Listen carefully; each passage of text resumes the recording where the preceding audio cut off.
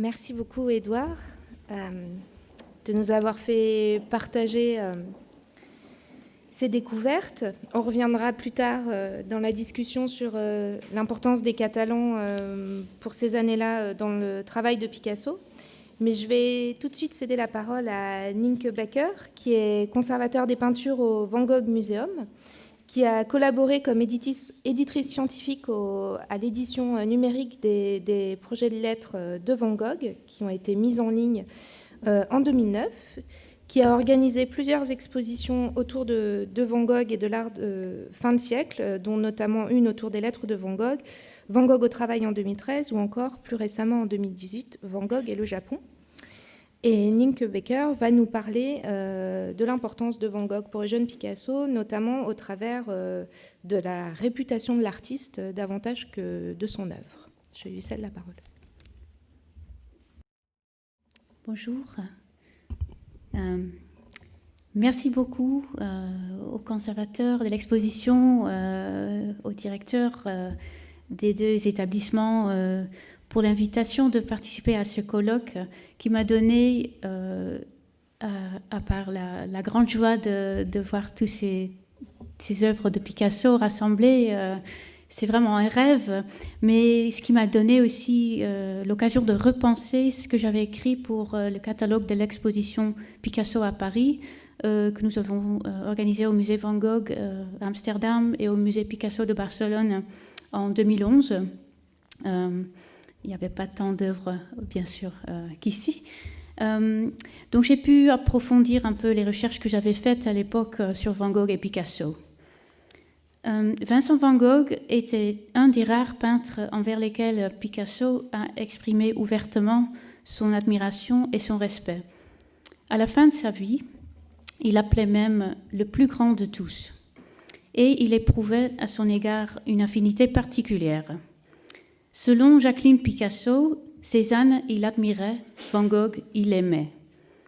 Dans les propos de Picasso, rapportés par l'écrivaine Hélène Parmelin au début des années 60, Van Gogh est décrit à plusieurs reprises comme un artiste révolutionnaire et exemplaire. La mystérieuse affirmation de Picasso, « Les gens ne comprennent pas que c'est moi, Van Gogh, non ?» date de la même époque.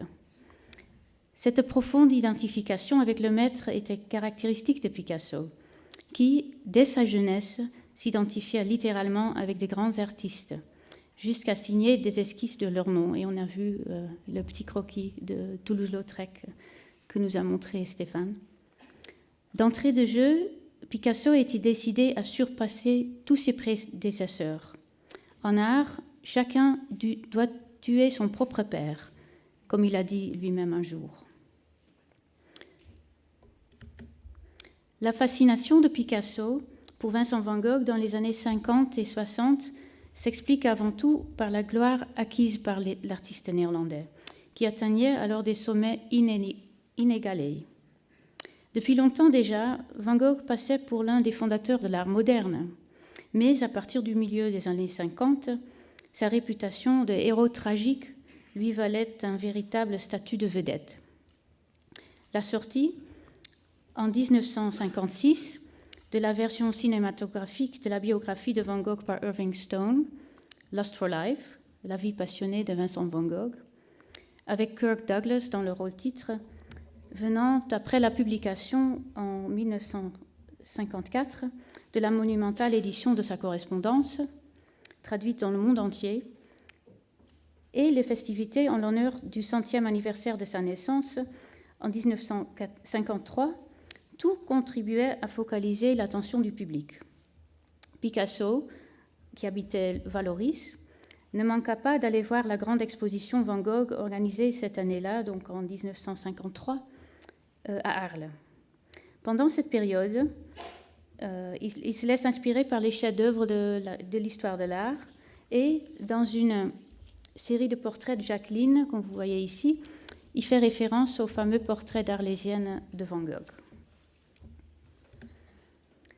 Comme tant d'autres, Picasso était certes fasciné par la vie tragique du peintre hollandais, mais aussi par ses opinions sur l'art et la condition de l'artiste, exprimées de façon si personnelle dans ses lettres.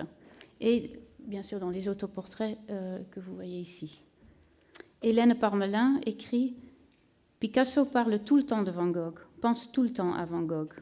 Pour lui, Van Gogh est le peintre à la vie exemplaire, jusque et y compris la mort. » Mais quel était l'impact de Van Gogh sur le jeune Picasso durant ses premières années cruciales vécues à Paris? Picasso lui-même a déclaré que Van Gogh avait alors eu davantage d'influence sur lui que n'importe quel autre artiste. Mais cette affirmation date encore des années 50, une époque où il était très désireux d'établir un rapport entre son œuvre précoce et celui de son illustre prédécesseur. Il est généralement admis, et peut-être sur cette base, que Van Gogh a effectivement joué un rôle important dans les débuts de Picasso. Mais ceci, à mon avis, est moins évident qu'il ne paraît. Pour nuancer, je voudrais commencer par nous pencher sur la réputation de Van Gogh au tournant du siècle et par déterminer quelles sont les œuvres de Van Gogh que Picasso a réellement pu voir. Après son suicide, en juillet 1890, la modeste réputation que Van Gogh avait acquise de son vivant au sein de l'avant-garde française ne cessa plus d'augmenter.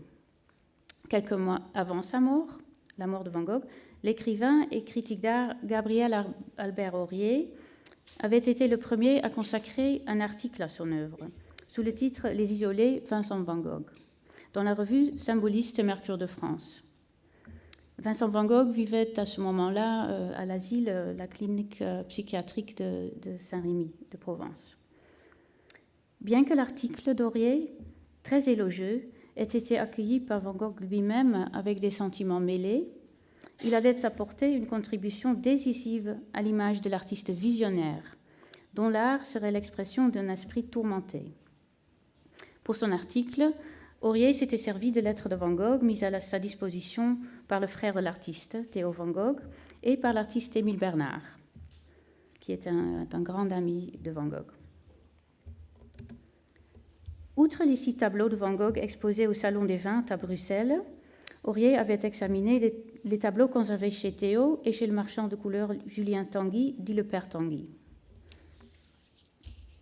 Un deuxième article capital sur Van Gogh, dû à l'écrivain Octave Mirbeau, une autre connaissance de Théo, paru en 1891 dans l'Écho de Paris, à l'occasion du Salon des Indépendants, qui exposait 10 toiles de Van Gogh pour honorer l'artiste récemment décédé.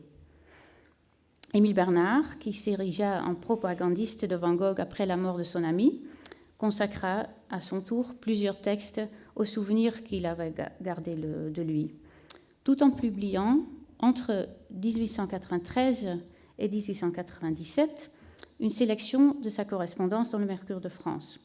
D'abord les lettres qu'il avait reçues de Van Gogh et ensuite des lettres de l'artiste à son frère Théo. Donc les lettres étaient publiées très tôt après la mort de Van Gogh. Aurier considérait Van Gogh comme le prototype de l'artiste isolé, retiré dans la nature pour créer un art nouveau, tandis que Mirbeau insistait sur le caractère spirituel de son art et le lien entre son tempérament et son style pictural. Quant à Émile Bernard, qui avait bien connu Van Gogh et piochait dans sa correspondance, il présentait le peintre non comme un solitaire, mais comme un artiste très intelligent et socialement engagé, dont le regard visionnaire ne résultait pas de la maladie mentale, mais du génie. Ces critiques ont construit un personnage héroïque d'artiste luttant et souffrant, s'étant sacrifié pour son œuvre. Ses tableaux et ses dessins étaient désormais inséparables de sa vie particulièrement difficile et de sa correspondance. Et j'aurais dû vous montrer l'article de Bernard, avec un dessin de Bernard, d'après un portrait de Vincent. Ses premières publications se focalisèrent surtout sur la personnalité et les convictions de Van Gogh. Sa réputation de penseur original précéda donc l'étude approfondie de l'œuvre, notamment parce que, et c'est important à noter, peu de ses tableaux furent visibles à Paris durant les premières années qui suivirent son décès. Après la mort, en janvier 1891, de Théo, le frère de Vincent, Sa veuve, Jo van Gogh-Bonger, amena sa collection aux Pays-Bas. De son vivant, Van Gogh avait participé à plusieurs reprises au Salon des Indépendants et l'année après sa mort, il était représenté aussi, comme vous avez vu, l'image à droite. Mais à une modeste exposition près, en 1892, dans la galerie Le Barque de Bouteville, organisée par Émile Bernard, il fallut attendre 1895 pour que ses œuvres soient à nouveau exposées à Paris, lors de l'inauguration de la galerie d'Ambroise Vollard, rue Laffitte. Vollard avait rassemblé une série, probablement pas plus d'une vingtaine de tableaux. Et c'était des tableaux de la période française de Van Gogh, consignés par des artistes, collectionneurs et marchands parisiens. Bien qu'élogieuses, les critiques publiées dans la Revue Blanche et l'Art et les Lettres précisaient que le nombre de toiles disponibles était trop faible pour donner une bonne vision de l'ensemble de l'œuvre. Et j'ai noté à chaque fois aussi les collections dont proviennent les œuvres pour que vous voyez que très tôt, il y avait déjà pas mal d'artistes qui avaient des Van Gogh. Un an plus tard, Vollard organisa une deuxième exposition, cette fois avec un échantillon représentatif de l'œuvre de Van Gogh, c'est-à-dire 56 tableaux et 54 dessins appartenant à Jo van Gogh-Bonger, donc la veuve de Theo. L'initiative n'eut cependant pas le succès escompté, sauf après des jeunes artistes. L'exposition n'ayant eu que très peu de retentissement dans les revues et périodiques, Vollard, qui n'avait vendu que quelques tableaux, décida de cesser de faire la promotion de l'œuvre de Van Gogh. Ses livres de caisse montrent pourtant qu'il a continué d'acheter et de vendre régulièrement des Van Gogh. Telle était la situation en octobre 1900, lorsque le critique d'art et poète symboliste Julien Leclerc conçut l'idée d'organiser chez le marchand d'art parisien Bernheim Jeune une exposition qui rendrait justice à Van Gogh et consoliderait définitivement sa réputation. Le moment est enfin venu, écrivait-il à Jo van Gogh-Bonger, dont il sollicita la collaboration. Et je cite, « Vincent avait l'ambition de se faire une place parmi les peintres du groupe des grands impressionnistes français et il reste à peu près le seul qui n'ait pas encore la réputation qu'il mérite.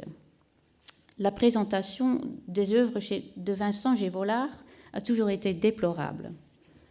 En quelques mois, nous pourrons faire une favorable agitation autour du nom de Vincent. »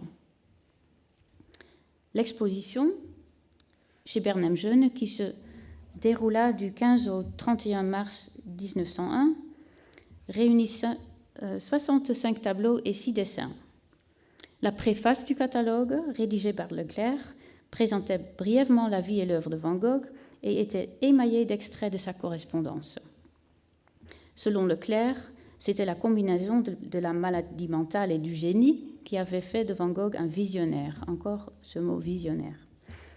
Ayant résumé en un paragraphe la période hollandaise de l'artiste, c'est quand même dommage, qui était à peine évoquée dans l'exposition, il s'étendait longuement sur ses activités en France et lui attribuait la place qu'il estimait devoir lui revenir dans l'école de peinture française. Et je cite Julien Leclerc du catalogue de l'exposition.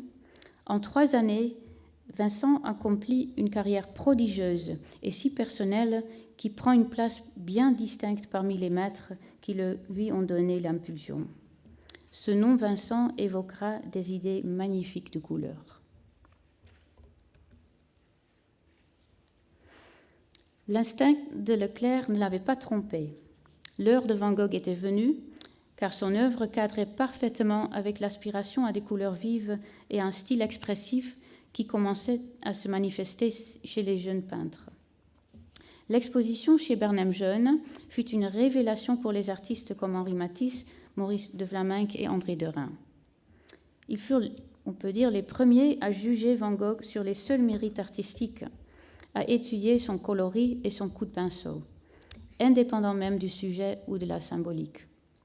et à vouloir s'engager à sa suite sur le chemin qui leur avait ouvert.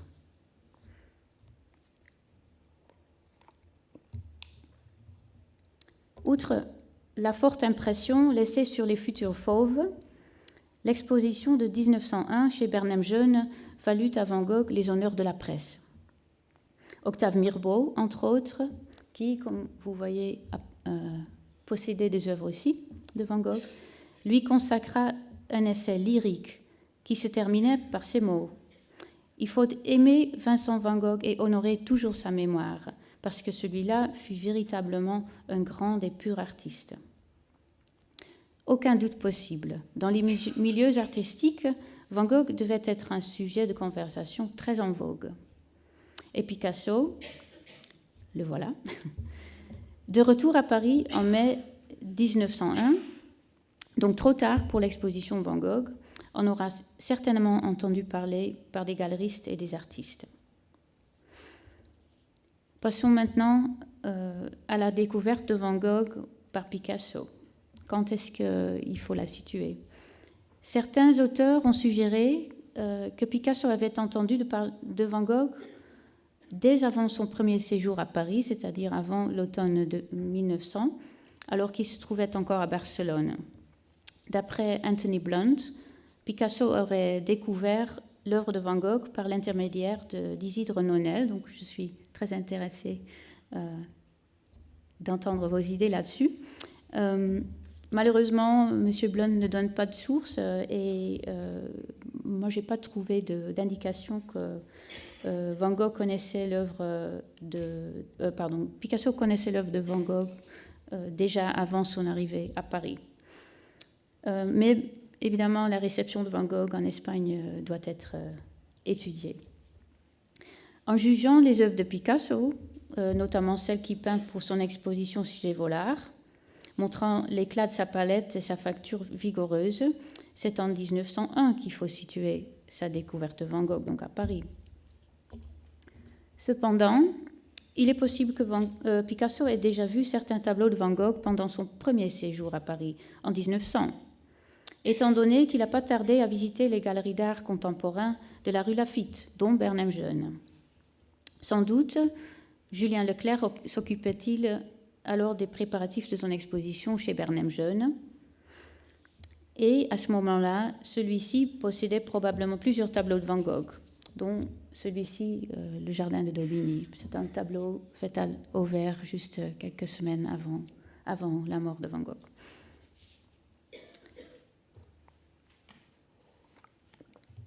De plus, pendant l'exposition universelle, donc en 1900, Julien Leclerc exposa dans son propre logement de la rue Vercingétorix, c'est d'ailleurs l'ancien atelier de Gauguin, 17 œuvres de Van Gogh de la collection de Lio van Gogh-Bonger, que Leclerc lui avait demandé pour montrer pendant l'exposition, et je cite, « aux nombreux étrangers que je connais et qui viendront me voir ».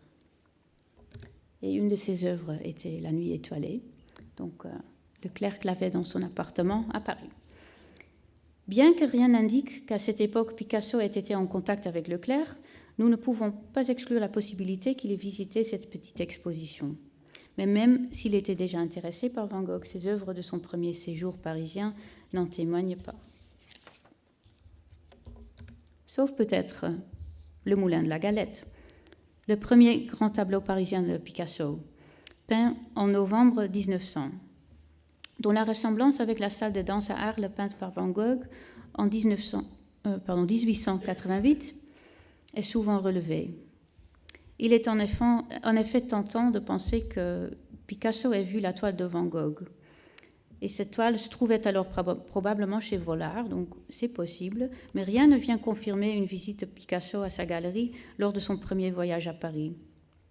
Sabartès affirme par contre que la première rencontre de Picasso avec Vollard eut lieu début juin 1901. Et à ce moment-là, Vollard avait en stock plusieurs œuvres de Van Gogh, principalement des portraits. Donc aussi ce tableau à gauche. Mais évidemment, il peut très bien avoir peint le Moulin de la Galette sans avoir vu ce tableau, c'est clair. Ce sont deux exemples de portraits que Vollard avait en stock au moment de la préparation de l'exposition de Picasso en 1901. Et c'est d'ailleurs très difficile à préciser quelle œuvre il avait en stock à un certain moment, parce que dans ses livres de caisse, Vollard n'indique pas toujours les titres d'œuvres ou les dates d'entrée ou de sortie, donc il est impossible de faire une liste précise. Ces œuvres, c'est clair parce qu'ils étaient dans l'exposition chez Bernheim Jeune. Donc, il est beaucoup plus probable, à mon avis, que Picasso, dont la curiosité avait été éveillée par la vague d'intérêt pour Van Gogh consécutive à l'exposition chez Bernheim Jeune, qu'il ait pris le temps d'examiner les Van Gogh de Vollard pendant les préparatifs de sa propre exposition, organisée dans cette galerie en juin 1901. Contraint de produire en un court laps de temps un grand nombre d'œuvres négociables, il exploita habilement la nouvelle prédilection pour les couleurs vives et la liberté de touche. Autant de qualités célébrées dans l'œuvre de Van Gogh. En fait, l'attention que Picasso avait accordée à d'autres artistes ne passa pas inaperçue, et Max Jacob devait se souvenir plus tard que, je cite, « on lui reprocha d'imiter Steinlen, Lautrec, Vuillard, Van Gogh, etc. » Mais tout le monde reconnaissait qu'il y avait là une fougue formidable, un éclat, un œil de peintre. La touche vigoureuse et empâtée, les couleurs nettes, les contours nets et les couleurs vives des tableaux peints par Picasso au cours de son deuxième séjour à Paris révèlent en effet une certaine analogie avec Van Gogh. Les contours accentués et le fond de ses portraits de l'époque évoquent les portraits de Van Gogh que Vollard avait en sa possession. Et notez le fond jaune notamment, qui est très prominent aussi dans les portraits peints par Van Gogh à Arles. Une autre analogie souvent relevée est celle-là. Donc, c'est la berceuse qui se trouvait à l'époque à la galerie Vollard. Et le fond est très comparable. Dans son tableau commémoratif de la mort de Casagemas, les touches rayonnantes et les couleurs puissantes, ainsi que le sujet du suicide, évidemment rappellent Van Gogh. D'une parenthèse stylistique entre Picasso et Van Gogh, il ne fut plus question après 1901, même lorsque 4 ans plus tard, en 1905, l'artiste hollandais suscita de nouveau l'intérêt de l'avant-garde parisienne. Van Gogh bénéficia alors au Salon des Indépendants d'une première exposition individuelle officielle que Picasso a incontestablement visitée. Cette exposition réunissait 36 tableaux et 10 dessins provenant de collections privées françaises et du commerce de l'art. Et c'était en partie les mêmes œuvres que lors de l'exposition de 1901. Un exemple. Davantage encore que celle de 1901, cette exposition eut un énorme impact sur Derain, Vlaminck et surtout Matisse, qui participa à son organisation en tant que secrétaire des indépendants et eut ainsi largement l'occasion d'étudier les tableaux de Van Gogh. Coloris inhabituel, puissante déformation, expressivité de la touche, les toiles qu'ils présentèrent cette année-là au Salon d'automne, effectivement impensables sans l'exemple de Van Gogh, provoquèrent de violentes réactions et leur valurent le surnom de fauve. Mais, entre-temps, Picasso avait pris une direction différente. Engagé dans sa, si j'ose dire, période rose, il avait davantage d'affinité avec l'œuvre tardive de Gauguin, décédé en 1903, et le classicisme moderne de Puvis de Chavannes qu'avec l'œuvre expressive de Van Gogh. Contrairement au fauve, qui intensifiait la couleur à la manière de Van Gogh, Picasso se sentait à présent plus proche d'Ingres, le maître de la ligne. Par Fernand d'Olivier, nous savons qu'il aimait alors Ingres davantage que n'importe quel autre peintre. En conclusion, nous pouvons dire que l'intérêt manifesté par Picasso pour Van Gogh pendant ses premières années parisiennes était basé sur le génie novateur de l'artiste, plutôt que sur l'attrait de ses œuvres, étant donné qu'en effet, il n'en a pas pu voir beaucoup. Après l'exposition chez Bernheim Jeune en 1901, Van Gogh était devenu un exemple d'une telle importance pour les jeunes peintres que Picasso ne put résister au désir de se mesurer à lui, comme il le faisait avec d'autres maîtres respectés.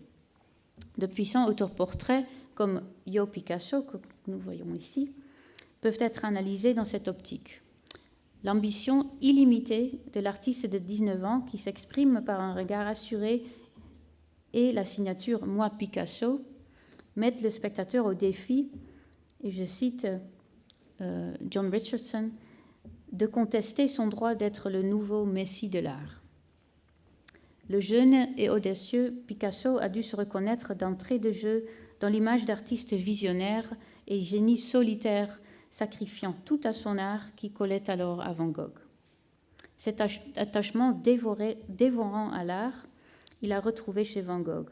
Mais la comparaison s'arrête là, car contrairement à Picasso, Van Gogh n'a jamais aspiré à devenir un nouveau messie, même si ce rôle lui a été attribué après sa mort. Et je vous remercie pour votre attention.